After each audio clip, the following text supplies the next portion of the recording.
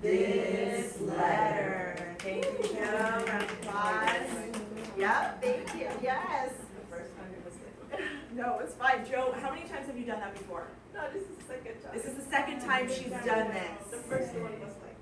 The first time she did it with me in San Jose, and she was a very brave sport. I voluntold her, and she did it anyway. So let's question and affirm, because that's what we do in this PLC. So let's give her some affirmations, and if you have a question about that. So Betty said, Joe, you were enthusiastic. That's one of our qualities. Yes. She followed the routine, or the, what to do with even the stroke. Yes. Better, yeah. It's like, great, you know it better than I do. Let's have one more. She looked like she wanted to do it. Yes. I'll do more next It's a little subjective. That's important, right? She's like, I don't know. Yeah. If I'm up there and I'm like, Oh, good. in front of kids, they're gonna be like, what? Right? That enthusiasm, that wanting to do it is such a big part of its success. Thank you, Joe. Thank you. So I heard lots of very important thoughts, including like, well, to do these things, we need to do all the things that we've been talking about, right? And other ideas. And these are tricky things that we're asking 3, 4, and 5-year-olds to do, to predict consequences. I feel like my 12-year-old can't do that sometimes, right? So we're going to talk about ways that we can support children in doing that, to get them on the road to social emotional development. So just as our kids are always moving on the road with writing, like we learned yesterday with the writing continuum, all those writing stages, they are also on the road when it comes to social development and emotional development. Now those two things are not the same, but they're dependent upon one another. In order for a child to successfully interact with other children, with their peers, they need a social set of social skills, right? And they also need to learn to communicate their needs and express their emotions in ways that are productive. Now, emotional development starts at birth. The very root of the word, I never knew this, is so fascinating to me. The very root of the word emotion is Latin for to move.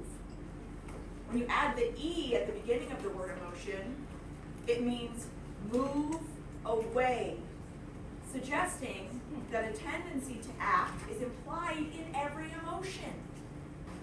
We feel emotion, we want to act it out. We want to move and move away. Now the move away piece is interesting. This is a question I'm adding.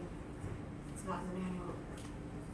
If emotion means to move away, what does that also say about emotions in general? There's a strong feeling with them. There's a strong feeling with them. Add on, Shri? It creates distance. Right. It creates to move away. Mm-hmm. Mm-hmm. And movement, right, is like constant action. What this makes me think about is that if we're moving away, we're becoming distant, we're having strong feelings, to me this also tells me that emotions are not permanent. There's movement involved in them.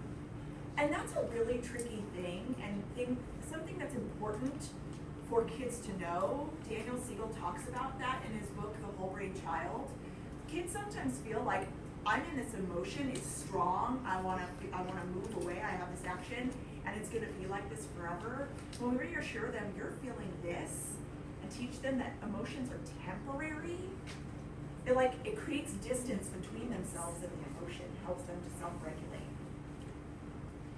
Daniel Goleman says that emotions are meant to inform us, and they also need to be managed. He says, when a person allows anger and fear to dominate, they will lose their thinking ability and not be able to act cooperatively or compassionately.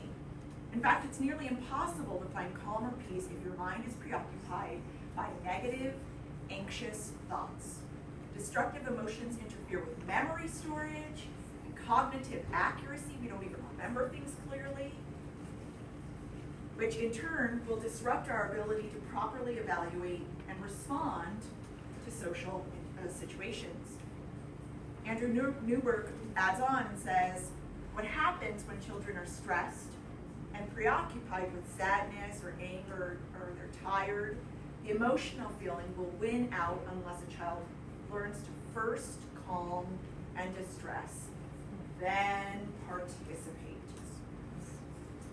So we're going to think about this as we watch a film.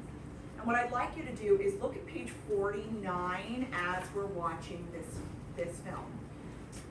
On page 49, it talks about being on the road to social emotional development, and it's a scaffolding form. So there are questions in that first box under sensitivity, encouragement, all of these categories that teachers can use when they're thinking about a child who is overwhelmed with strong emotion. So they might ask, how is he or she feeling? What was that a shared positive interaction that I just had? What do I want them to be able to say? What can she or he do on his own? How does he or she feel about learning?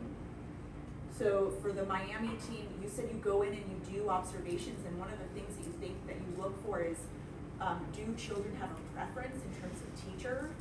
These might be questions that you think through with your team to help kind of unpack what's happening for that child. Below that, it has the sequence of social and emotional development. So first, before we can regulate, we have to identify what the feeling is that we're experiencing. We have to understand the cause and effect of having that feeling, predict potential consequences that might be in play when I'm having that feeling, plan, and then self-regulate it. Hello. So as we're watching this clip, what I want you to look for is how the teacher helps some children de-stress. And I'll preface the video by saying some of you have probably seen this before, but we see what happens after a kind of chaotic moment in the classroom.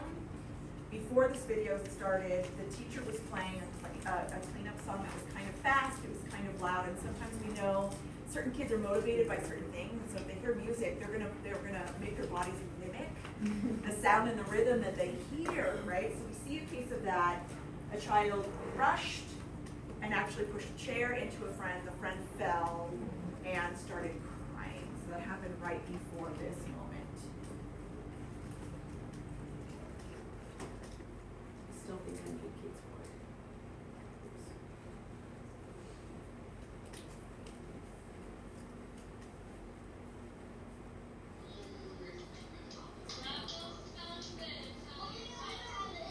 I'm going to pause, turn and talk at your table.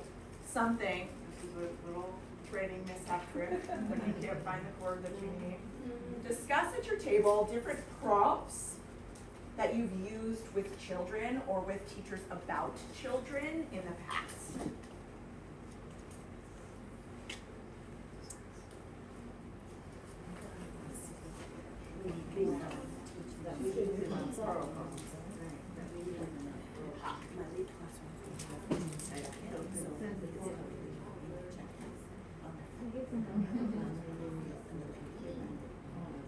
Change it, move it, but also When they implement the pyramid, kids are sad. it change the horizon feeling,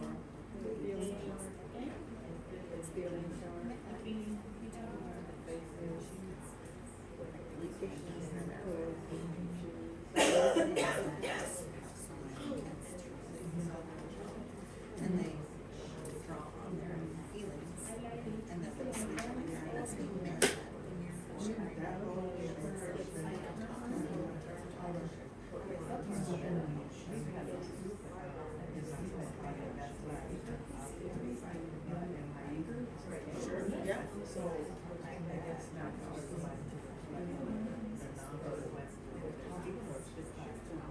So you can still validate that, right? You can still say, I'm sorry that you're not kind of we can try again, you know, kind of. do that, do that.